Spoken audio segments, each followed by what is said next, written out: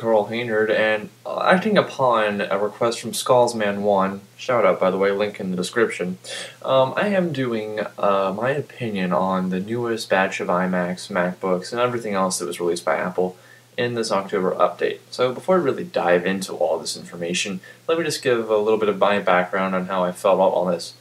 First off, I was not expecting an update in October in the first place. I mean, I was expecting an update eventually, since there were Google tags leaked onto the internet about these imminent updates. However, I did not think it would happen in October. I really expected this to be an event rather than, say, a quiet event like they did here, like just a quiet release. I thought it'd be more like the MacBook release last year, but what do I know? So I was proven sorely wrong to see that there was an update. Also, if there were to be an update, I actually expected to be disappointed again. Apple has disappointed me a few times already concerning updates on products recently, but you know, we'll see what happens. Alright, so let's dive into this review. As you can tell, we have the new Apple splash page on their homepage. Looks pretty nice. As you can tell, we have the new iMac here. We'll dive into that. The new MacBook, new Mac Mini, Magic Mouse. So let's first dive into the iMac. So right now, we'll go to iMac. As you can see, it has a somewhat new or refreshed design. I wouldn't call it a revolutionary new design, but I would say it's definitely an evolutionary new design.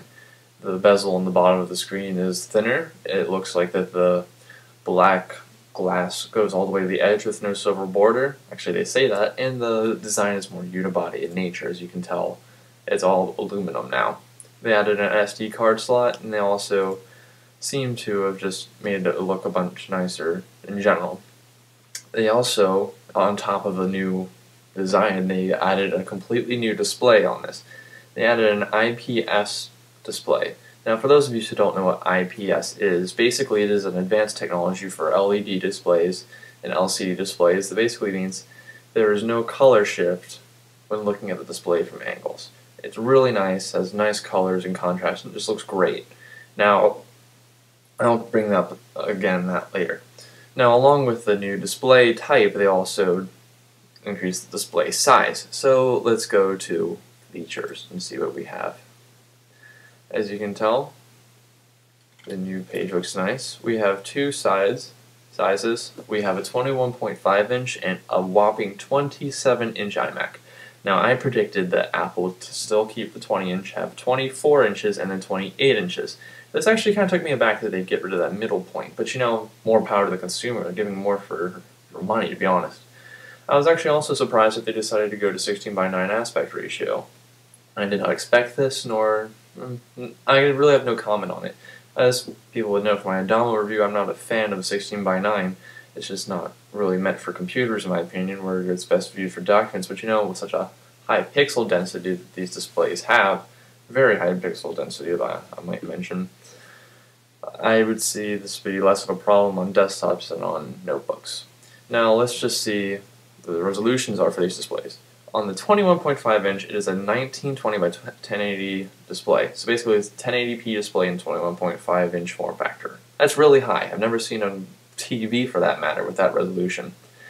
Now, if you go to the 27-inch, you have 2560 by 1440, which is 90% of the 30-inch cinema's viewing angle in a much smaller, or relatively smaller, screen size. That's quite impressive, I will be honest with you there. I'm incredibly impressed.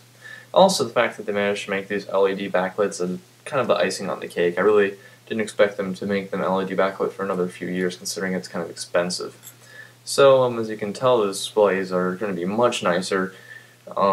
And for those of you who are upgrading from, say, a 20-inch iMac from 2007 to the early 2009 years, you'll love it. The 20-inch iMac displays are quite honestly rubbish if you really want to consider them, because they have terrible color shift from top to bottom of the display, not even without looking at an angle, but that's another point.